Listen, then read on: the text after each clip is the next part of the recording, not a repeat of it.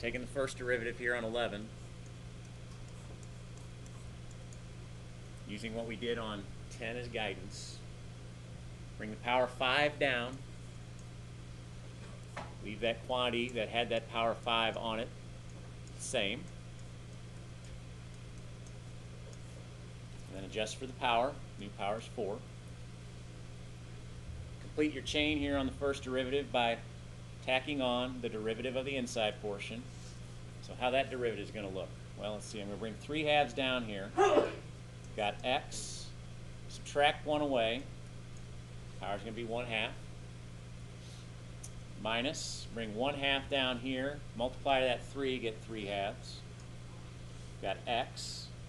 Subtract 1 away from that power. That's going to be negative 1/2. And then this 8 is going to go to 0. So make sure you're including your parentheses there. But there's the end of the chain, so there's the first derivative. As far as simplifying goes, really there's nothing here we need to simplify. We can work off of this to find the second. Finding the second derivative now. I understand I have a product here. So here's the first piece. Here's the second. So taking the derivative of that first piece, bring 4 down, multiply the 5 in front, get 20. Keep that quantity of x to the 3 halves minus 3x to the 1/2 plus 8 the same. Adjusting for the power we brought down, subtract 1 away from 4, get 3 as a new power. But then tack on the derivative of the inside. So derivative of the inside, once again, 3 halves, x to the 1/2, minus 3 halves, x to the negative 1/2, 8 goes to 0. So everything we have right here is a derivative of this first part. But we have to tack on the second part if we're using a product rule and leave it as is. So this was the tip I was giving you on the last problem, right? We could write it all out. Or since we recognize that this is the same quantity as what we have right here, we could just make this a squared idea. Either or is fine. Continuing with the product rule, though, we have to add on this first part of the product as it is.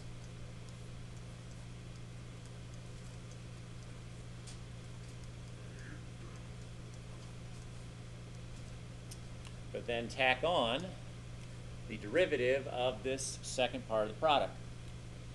So finding that derivative, we bring 1/2 down, multiply 3 halves, get 3/4. 3/4 x. Subtract 1 away from the power, get negative 1/2. For this term right here, if you bring down the negative 1/2, multiply the negative 3 halves, get plus 3/4 x. Subtract 1 away from that power, that'd be negative 3 halves. Got a couple of terms here we're tacking on, so we do need parentheses. But that completes your second derivative.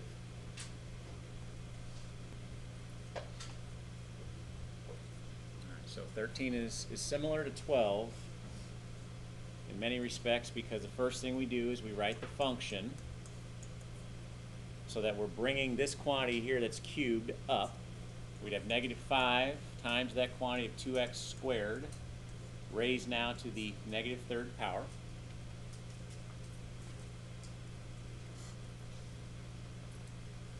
All right, so taking the first derivative, f prime of x equals, using our chain rule, bringing down the negative 3, multiplying the negative 5 in front, get 15. Quantity of 2x squared is left, raised to a new power. That new power would be negative 4 if we subtract 1 away. Completing the chain, we tack on the derivative of the inside. So the derivative of the inside would be just 4x. There's your first derivative. But cleaning this up a little bit, what we could do is we could take this 4x, we could multiply that 15, kind of similar to what we did there on 12. We'd get 60x if we did that, which would now be multiplied to that 2x squared raised to the negative 4 power. and this one's a little different, right? Because back here on 12, we just had the numerical value in front. We could just use the chain rule on this part to find our second derivative. With this one, you've got the x attached, so you've got a product, this piece times this piece, meaning if you find the second derivative, you got to use the product rule. So take the derivative of that 60x to start to get 60. Multiply the second part as is. Add on. First part as is. Times derivative of the second piece. So second piece, bring down that negative 4. Quantity of 2x squared stays the same. Adjusting for the power you brought down, subtract 1 away. So negative 5 is the new power. But then take the derivative of the inside. So inside derivative would be 4x. We're leaving the answer unsimplified. There you go for the second derivative. All right, if you're going to write an equation of a tangent line at a particular x value on a given curve, what you're going to do is you're going to establish a point if a point has not already been given. You're going to find a slope. And to find the slope, that's where taking derivatives come in. And then we can establish what our equation is going to be. Not that you have to set up the categories this way as you present your work. It's just a little easier to organize everything and see where everything's coming from when you go back later to review. If you start with the point, we know at the point that x is 1, we've got to figure out y. The question is, how are you going to find y? Yeah, take 1, plug back into the original function. So y equals 1 plus 1 over 1 minus 3 as a quantity squared. So we've got what? 2 over, that'd be negative 2 squared, so 4. We're going to get 1/2 back as our point, at least our y coordinate, I should say, at that point.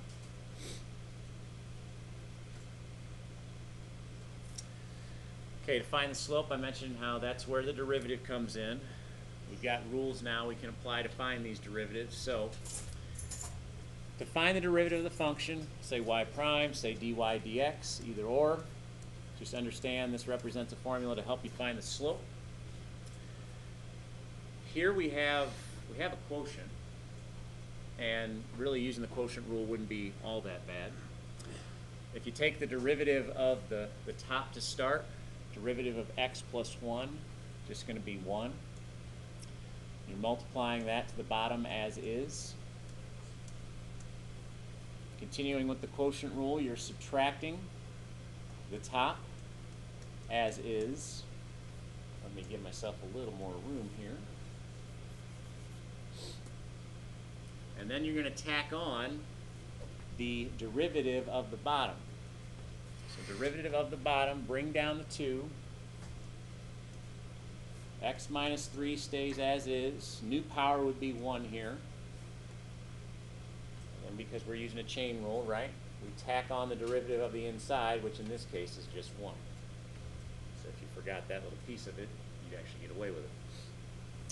It's all over x minus 3 as a quantity, which originally was squared. Now we're squaring that, right? So new power is going to be 4.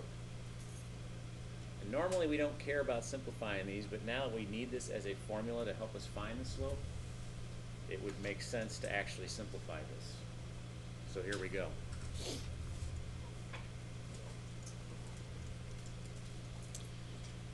If we're going to simplify this, well, let's take this piece here.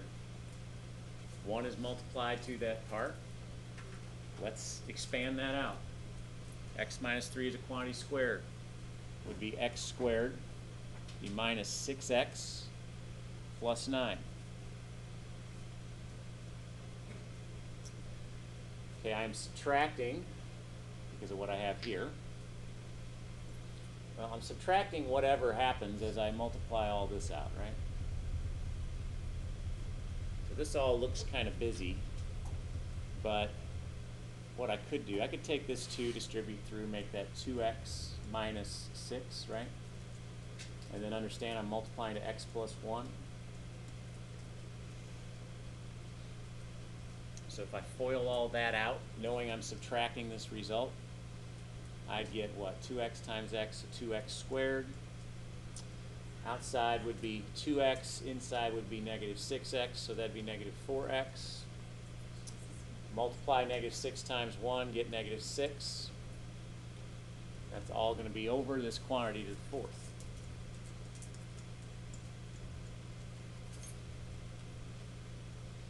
So if you collect your like terms now, carry this negative through. Now let's see here. dy dx equals x squared, we'd have negative x squared, right? X's, we would have negative 6 plus 4, so that's negative 2x. 9 and 6, well, that gives us 15. Got that quantity to the fourth, just kind of tagging along. We simplify it a little bit further so we can find the slope. To find the slope, we're going to take what x is, we're going to plug in. I have to be careful here how we have it simplified when we plug in, because this negative x squared means the x part is being squared before the negative is applied. Very easy to make a sign mistake there. So if we plug in 1, we've got negative 1 squared minus 2 times 1 plus 15 all over that 1 minus 3 as a quantity raised to the fourth. So let's see what that gives us. That gives us negative 1 minus 2 plus 15, so that's going to be 12, right? And then we've got 1 minus 3, which is negative 2 raised to the fourth. Negative 2 to the fourth would be 16. 4 goes into both of those, so if we reduce, we get 3/4 as the slope. So I ran out of room here for my equation, so I'll put it over here.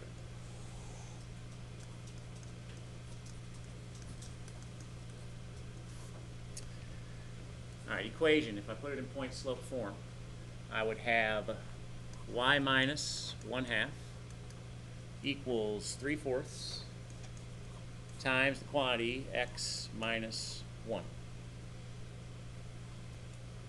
All right, so if you've got this function, you're given the slope, we're asked to find the x values where two lines are tangent to this curve and have that slope. So, to do that, take the derivative of the function.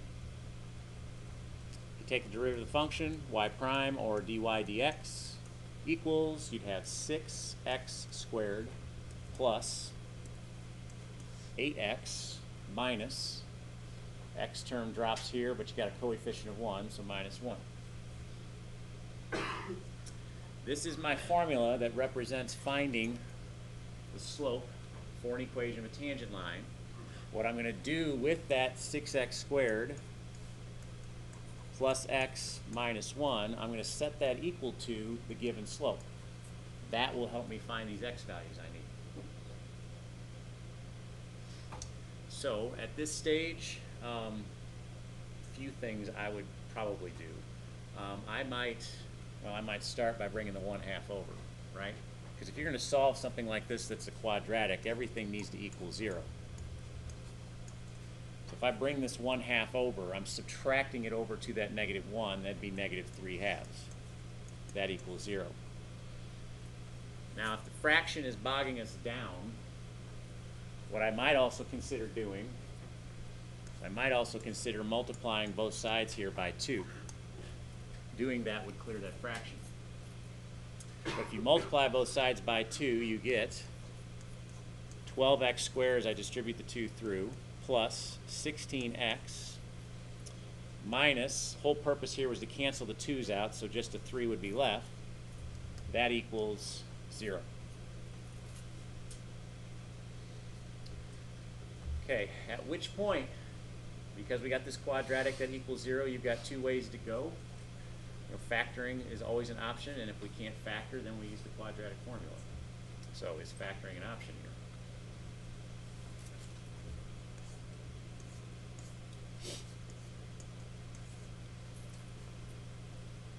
Does it work? You know it's got to be 3 and 1 if it's going to work for factors of 3. 4 and 12? I was going to say, if we put, it'd be 2 and 6, right? We've got to have opposite signs on the 3's here, or the 3 and the 1 rather. So trying to create that positive 16x, inside here would be 18x, right? If you make that positive. Outside, make that a negative 2x. That'll get you back to that 16x right there. So it does factor. But if factoring is not going to be something we're comfortable with, got to go to the quadratic formula. Hopefully we're comfortable with the factoring side. You've got your two factors here. Once we establish those factors, each of those factors gets set equal to 0.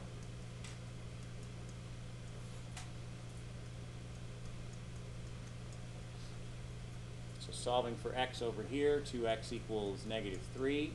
X is negative 3 halves. Over here, 6x equals 1. So x is 1/6. I'm trying to find the x values.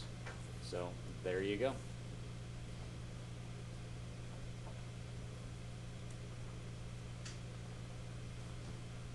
All right, trying to figure out the function is differentiable at x equals 1.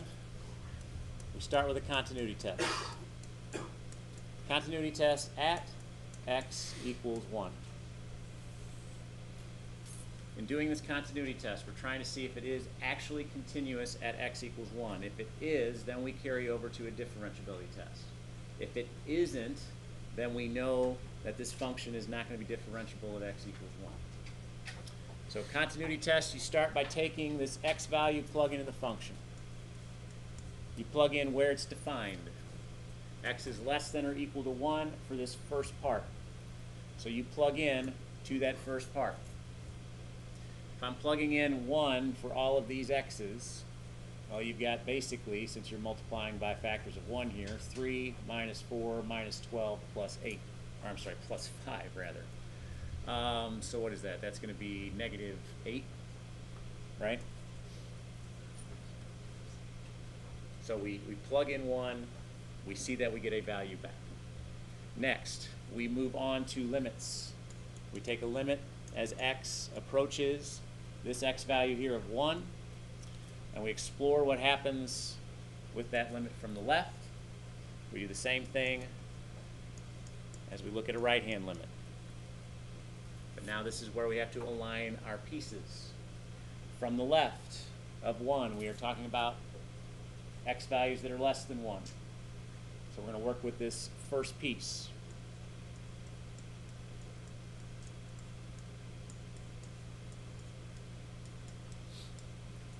And then from the right of 1, we're talking about values of 1 that are greater than 1. So we're going to work with this second piece.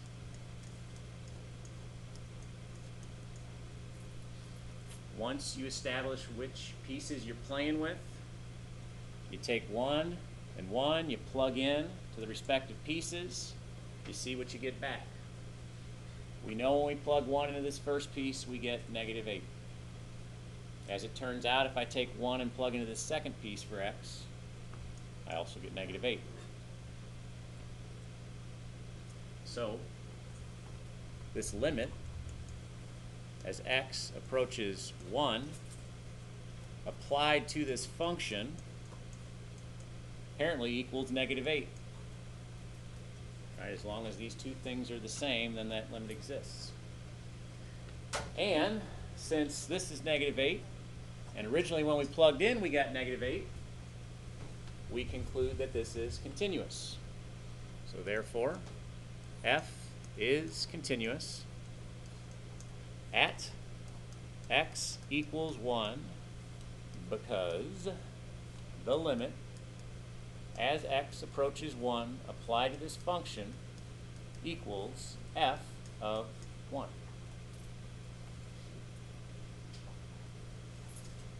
It is continuous. Now we can explore the differentiability test.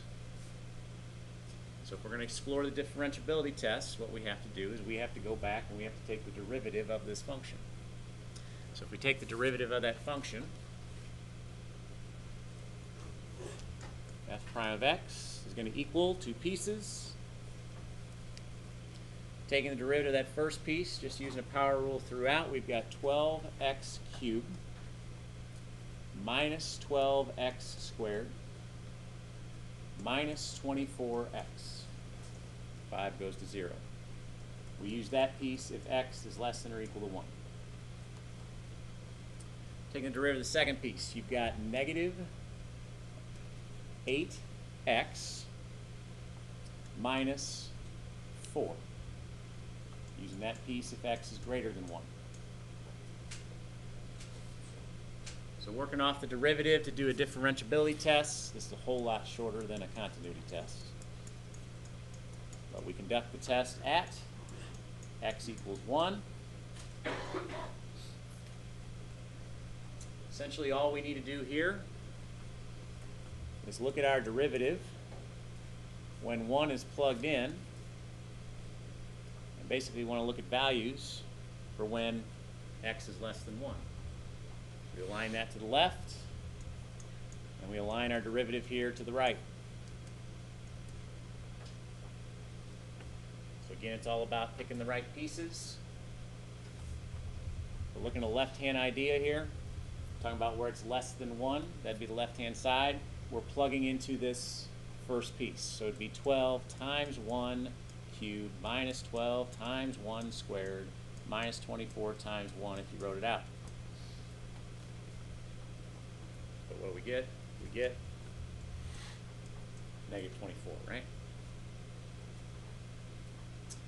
And from the right, working with the second piece, because that's greater than 1, so it's negative 8 times 1 minus 4. Calculating that out, you get negative 12. These two values need to match. If they do, it's differentiable. If they don't, it's not differentiable. So our conclusion here, therefore, f is not differentiable at x equals 1 because, well, f prime, as we explored it from the left of 1, did not equal f prime as we explored it from the right of 1. So again, your reasoning here, it's going to be differentiable if these values are the same. And if those values are the same, then we just, for our because statement here, take the not equals out and make it equal to. If they're not, then this is our reason.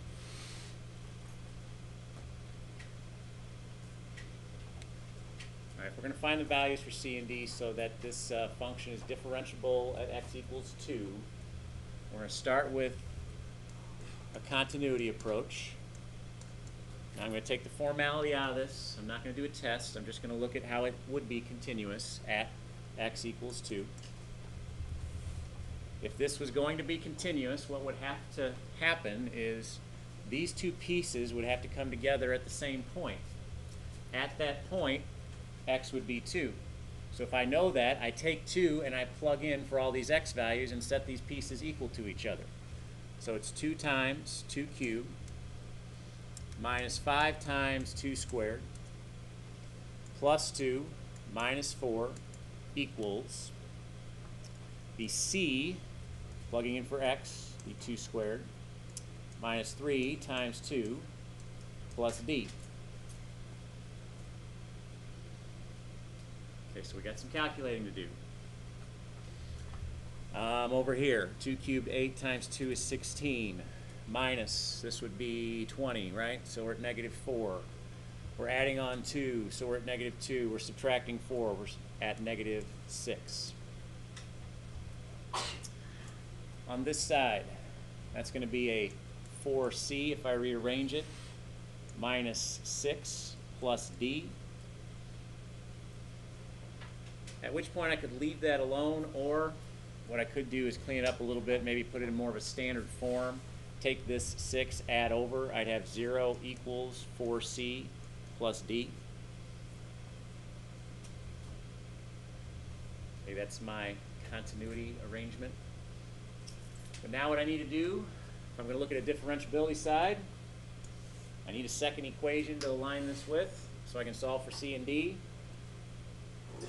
Looking at the differentiability factor at x equals 2, that would involve going back and taking the derivative of the function. So if I go back and take the derivative of this function, let's see, how would that change things? Derivative would be 6x squared minus 10x plus 1 for the first piece. Treating c and d as constant values that we're trying to find here. For the second piece, bring down the 2, would be 2cx the first, minus 3. And if we're treating c and d as constants, d would go to 0, right? So there is your first derivative. In a similar fashion to what we did with the continuity test, we're going to take these values of 2, we're going to plug in for the x's over here and set these pieces equal. So we're going to have 6 times 2 squared minus 10 times 2 plus 1 equal to, it'd be 2c times 2 minus 3. Doing our calculations here, we've got 2 squared 4 times 6, 24.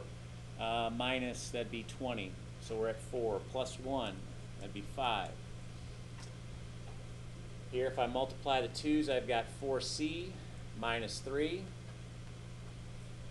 I'll tell you what, this one works out almost a little too nice. Because we lost a variable over here, right? We can solve for c. You can solve for c off of this one. So add your 3 over, you got 8 equals 4c. c is going to equal 2. Our goal is to find c and d, so the original function is differentiable at x equals 2, so there's one of my answers. To figure out what d is going to be, well, just go back over here, plug in what we now know as c. You'd have 0 equals 4 times c, which is 2, plus d. d is going to equal -8.